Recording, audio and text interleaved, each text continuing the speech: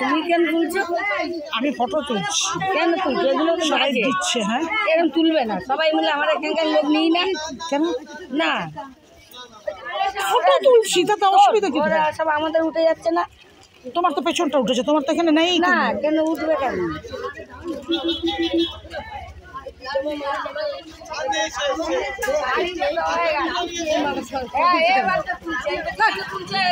কোথায়? তুমি কোথায়? এখানে নেই তো। হ্যাঁ আছে, দেখো আমরা আমি তো দেখছি না।